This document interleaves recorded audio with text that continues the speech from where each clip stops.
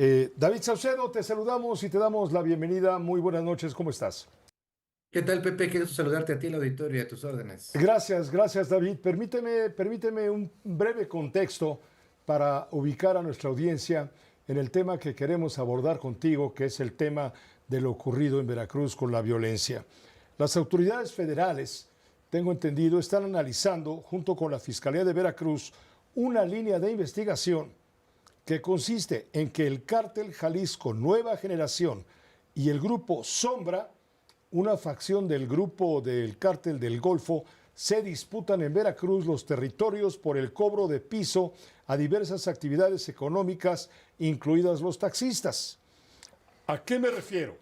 A que una mujer, la maestra Irma Hernández, cuyo cuerpo fue encontrado en la zona de El Álamo, Temapache, había sido acusada por sus captores de entregar las cuotas producto de la extorsión a integrantes del grupo criminal contrario con presencia en Veracruz. Es decir, de no haberle pagado al grupo Sombra, sino haberle pagado al grupo Cártel Jalisco Nueva Generación. Inmediatamente fue noticia, pero por supuesto que fue noticia. Sale la gobernadora, Rocío Nale, y dice, no, espérense, escandalosos. Si la señora no fue ejecutada, murió de un infarto. ¡Sas! Hoy Joaquín López Dóriga, a quien le mando muchos saludos y prontísima recuperación a su estado de salud, desde luego, entrevistó a Rocío Nale.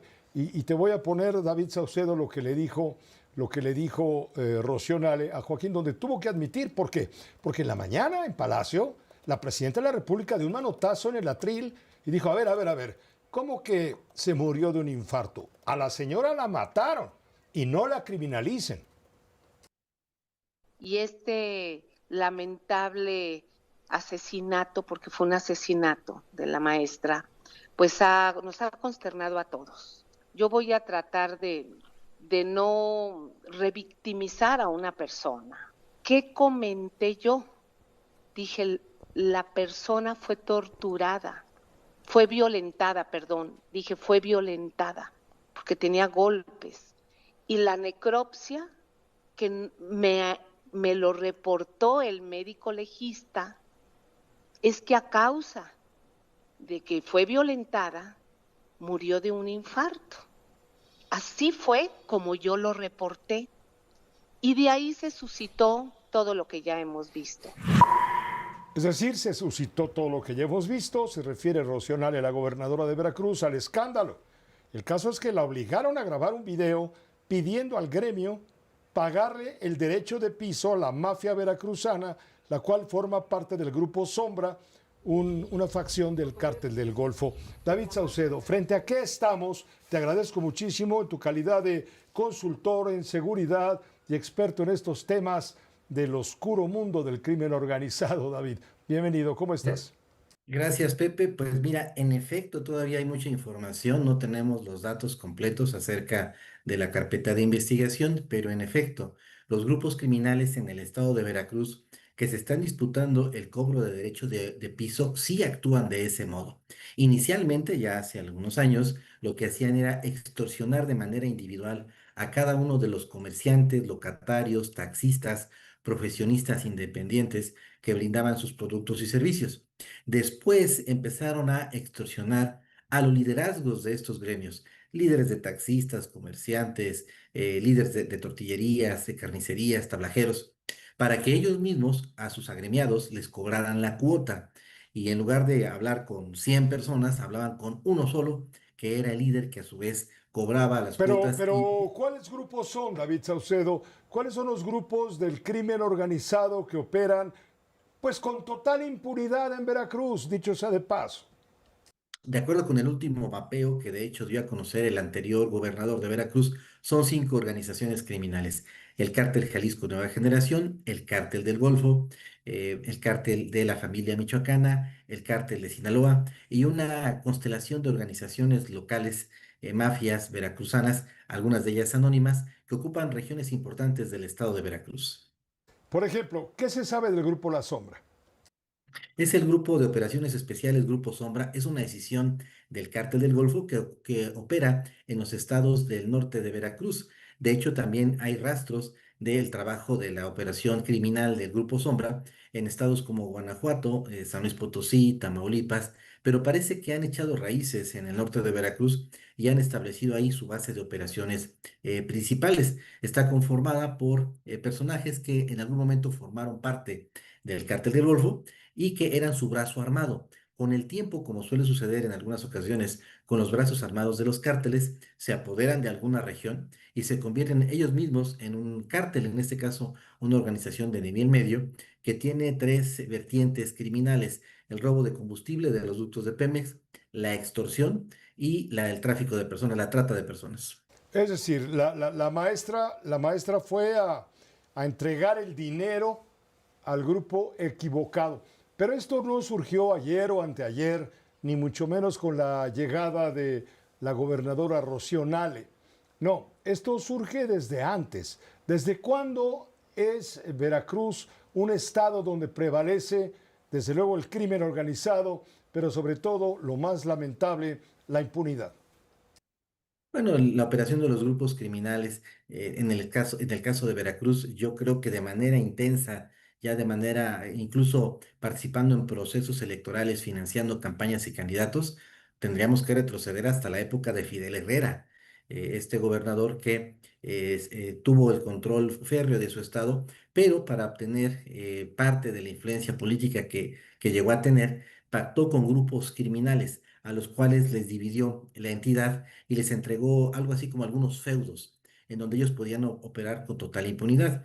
Las instituciones de procuración de justicia y de seguridad pública desde entonces ya operan de la mano con grupos criminales. La operación del Grupo Sombra es más reciente, debe tener cuando más, perdón, 2 años quizá, en donde se establecieron ellos, desplazando a otros grupos criminales, los Zetas, que estaban en esta región, se quedan con estos municipios y empiezan a reemplazar a los Zetas en el cobro de derecho de piso, con esta modalidad distinta que consiste en cobrarle a los líderes de los gremios, de los comerciantes, taxistas, tablajeros, y ya en ocasiones hablan directamente con los directores de comercio, de fiscalización de los municipios.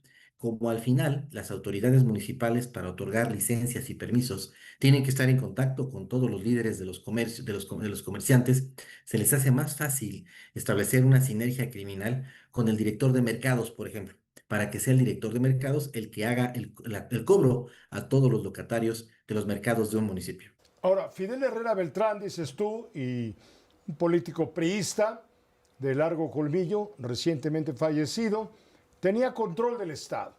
Pero Sí, totalmente. estamos viendo que durante el sexenio pasado, el del profesor Cuitláhuac García, el incremento en cuanto a la presencia del crimen en el Estado se multiplicó de manera exponencial. Había en Veracruz, hasta donde he leído y entiendo, en el norte del estado, mucha corrupción, mucho problema, mucho crimen, impunidad, etcétera. Sin embargo, ahora recuérdame por favor, de los 210, 212 municipios que hay en Veracruz, pues hay movimiento criminal, cuando menos en 50. Y quizá yo creo que en un poco más, lo que alteró los equilibrios, yo coincido con tu apreciación, en la época de Fidel Herrera se empezó a establecer este esquema de gobernanza criminal, es decir, el Estado tolerando la presencia de organizaciones del narcotráfico, pero tratando de que los homicidios no se dispararan y sobre todo evitando el cobro de derecho de piso. Sin embargo, ya durante los sexenios que siguieron al de Fidel Herrera, sobre todo el de, si no me equivoco, se me olvidó su nombre, este gobernador que sucedió a Fidel Herrera, eh, en ese sexenio los equilibrios se rompieron, sobre todo por la invasión del cártel Jalisco Nueva Generación a distintos municipios de Veracruz.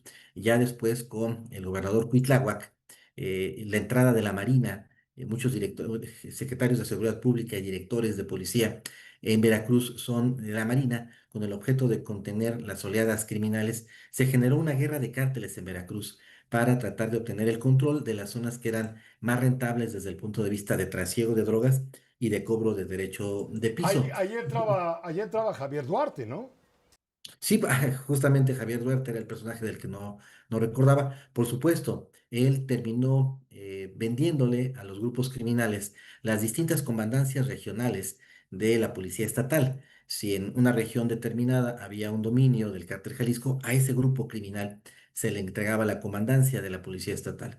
Y sucedió de esta manera con el Cártel del Golfo, con el Cártel de Sinaloa, lo que trataron de hacer muchos gobernadores de manera errónea es pensar que estas alianzas, pactos con los grupos criminales traerían consigo la pacificación de sus respectivas entidades. Nunca sucedió así, ni en el caso de Morelos, Tabasco, no digamos Sinaloa y actualmente también San Luis Potosí y por supuesto actualmente con este caso tan dramático, el asesinato de la maestra en el estado de Veracruz. Si Rocío Nale, la gobernadora del estado, te pidiera una opinión, eh, ¿qué recomendarías para enfrentar justamente esta circunstancia y cambiarle el rostro justamente que en este momento tiene al pueblo veracruzano en calidad de rehén, cuando menos en una tercera parte del estado? Romper con este esquema de gobernanza criminal. No tiene ningún sentido pensar que los grupos criminales van a pacificar su estado. Hay varios narcoalcaldes que debieran ser destituidos, a los que les tendría que aplicársele este operativo Enjambre o el operativo Liberación que se ejecutó hace poco en el Estado de México. Tiendo a pensar que también tendría que ser destituido el secretario de Seguridad Pública de Veracruz. También tendría que haber una revisión de los fiscales regionales que operan en la entidad y que pareciera también están operando de la mano de los grupos del narcotráfico. Todo esto se dice muy fácil, por supuesto que implica una inversión, recursos humanos, financieros y materiales. Seguramente habría una reacción de los grupos del narcotráfico que no estarían dispuestos a ceder los espacios que han conquistado y que incluso financiaron o compraron mediante su participación en procesos electorales. Me parece que Rocío Nale tiene una estrategia errática, incluso su estrategia de contención, de comunicación es insensible, falta de empatía y se ha ganado el repudio no solo de la población veracruzana, sino incluso alcanzo a ver de la opinión pública nacional. Ella era muy poco conocida a nivel nacional, pero a raíz de este lamentable evento, sus frases, la dureza con la que se ha expresado, con falta de empatía, la manera en la que ha revictimizado a la maestra lamentablemente asesinada por este grupo criminal, ya la pone en la mira incluso de las propias autoridades de los Estados Unidos. Pues te agradecemos mucho, David Saucedo.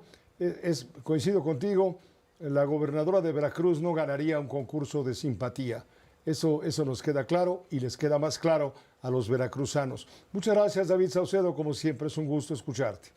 Gracias a ti, Pepe. Te mando un abrazo. Igualmente, un abrazo muy fuerte para David Saucedo, consultor en seguridad, experto en mafias, crimen organizado y todo el mundo oscuro por debajo y por encima de la mesa.